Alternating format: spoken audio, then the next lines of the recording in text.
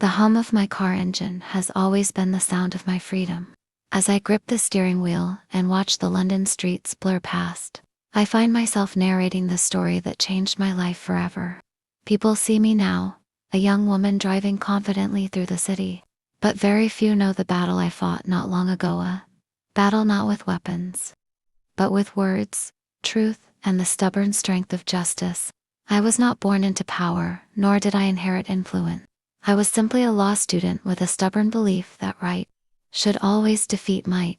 When my father passed away under suspicious circumstances during a military operation, my world shattered. The man responsible, or so I discovered, was none other than a decorated general, a man the nation saluted, but whom I knew had twisted the law to cover his own cruelty. At first, everyone told me to forget it. You cannot win against the army, they said. Generals do not answer to girls like you. Those words echoed in my ears night after night, but they only fueled my determination. If Britain truly stood for fairness, then even the highest uniform should bow before the law. I still remember the day I filed the case. My hands trembled as I signed the petition, but my voice did not shake when I declared, "No one is above justice." It felt like stepping onto a battlefield, but my weapons were evidence, witnesses, and the unbreakable truth of my father's story. Driving now, I smile faintly at the irony. Everyone thinks battles are won on the front lines with guns and commands, but mine was fought inside the silent walls of a courtroom, beneath the steady gaze of a judge, where words were sharper than swords. The first hearing was the hardest. I walked into the courtroom dressed in a plain black suit, holding my files so tightly that my knuckles turned white. Across the room sat the general, his medals gleaming under the lights, his expression calm and proud. If the entire case was nothing but an inconvenience, a minor scratch on his untouchable image, his lawyers filled the benches like an army of their own, armed with authority and arrogance.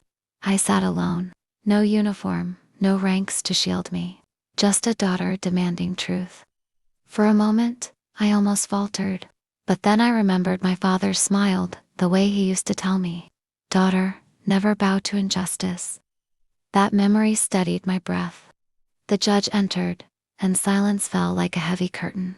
Case number 146. The clerk called, "The People versus General Harris." Hearing those words aloud felt surreal. A giant of the army, summoned like any ordinary man, forced to sit before the scales of justice. His lawyers began their attack immediately. They called me naive, inexperienced, even disrespectful to the nation's defenders. They waved documents, argued that the matter was classified, and tried to drown my voice in the noise of authority. But when my turn came, I stood and spoke, not just as a lawyer, but as a daughter whose heart had carried grief too heavy to silence. My father was not collateral damage, I declared firmly. He was a citizen, and a human being. His life was not the property of a uniform, nor a secret buried under the word classified. I could see the general shift slightly in his chair, the first crack in his armor. It was small, almost invisible, but it was there, and that single shift gave me hope that I had begun to touch the truth buried beneath his power. The days that followed were a storm. Every hearing tested me. Newspapers questioned my courage. Television anchors debated whether I was patriotic or reckless, and strangers on the street whispered as I passed by. Some called me brave, others called me foolish. But I kept driving every morning to the courthouse, whispering to myself, "This road leads to justice." Each night I studied until my eyes burned, collecting every piece of evidence, documents hidden in archives, witnesses who had once been silenced, and reports overlooked by the media. Every page of truth felt like a stone in the wall. I was building against the general's fortress.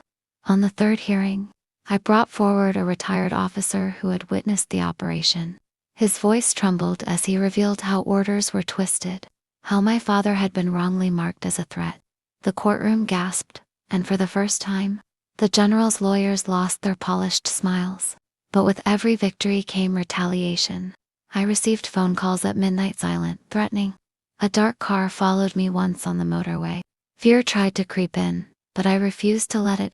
My steering wheel became my shield, my car, my sanctuary. Driving through the night, I reminded myself that courage was not the absence of fear, it was the decision to keep moving despite it. The general, however, was not a man to bow easily. In the fourth hearing, he finally spoke. His voice was strong, commanding, filled with the weight of decades of military service. He spoke of honor, sacrifice, and national security. Many in the courtroom nodded with respect. For a moment, even I felt small, as if his words could erase the pain of my father's death. But then I stood. My hands shook slightly, yet my words were steady. "General," I said, locking eyes with him, "uniforms earn respect when they protect the innocent, not when they silence them. A true soldier serves justice, not his own pride." The silence that followed was heavy. I could feel every eye on me, but I did not flinch. For the first time, the general looked unsettled, his jaw tightening, his fingers drumming against the desk. That night, as I drove home, rain lashed against my windshield. I thought about giving up. The case felt endless, and the weight of standing alone was crushing. But then, in the blur of raindrops, I saw my reflection in the glass, tired, yes, but unbroken. And I whispered aloud, "Tomorrow, I fight again." By the fifth hearing, the tide began to shift. The evidence grew too strong to dismiss.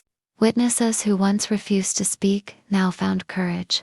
Inspired by the case's growing visibility, my father's name appeared in headlines, not as a forgotten casualty, but as a man whose story demanded justice.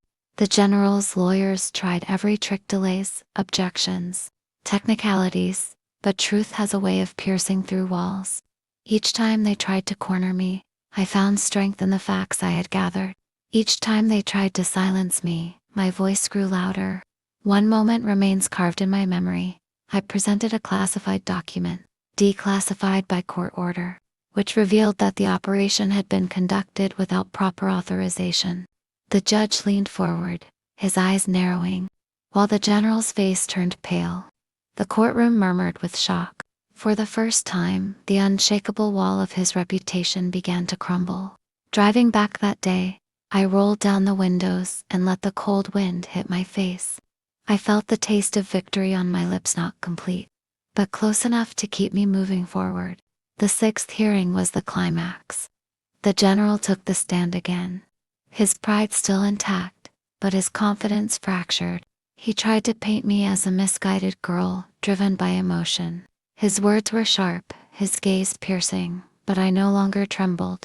I rose, walked to the center of the courtroom, and held up my final piece of evidence, a recorded statement from a fellow officer, confessing that orders had been manipulated, and that my father's death had been unnecessary. The silence that followed was deafening. The general's lawyers sat frozen. The judge's gavel struck once, echoing through the hall like thunder. And in that silence, I spoke the words that had burned inside me for years. Justice does not wear a uniform. Justice wears truth. The judge's ruling was clear. The general was found guilty of abuse of power and unlawful conduct. The room erupted, some in shock, some in relief. My knees almost gave way, but I stood tall, tears blurring my vision. I had not just won a case, I had won back my father's honor. Now, as I drive through the streets of London, I think about that journey. People still look at me differently, some with admiration, some with disbelief. But I do not seek their approval. My fight was never for glory.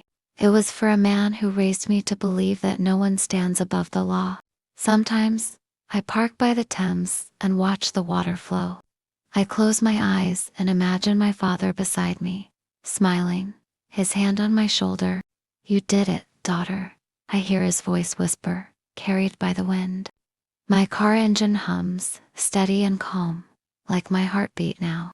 This road is no longer heavy with vid, is paved with victory, sacrifice, and truth. And as I drive on, I know my story is not just mine. It belongs to every voice that was ever silenced, every daughter who ever dared to challenge power, and every citizen who still believes in justice. Because in the end, it was not just a case. It was proof that even the highest general must bow before the truth.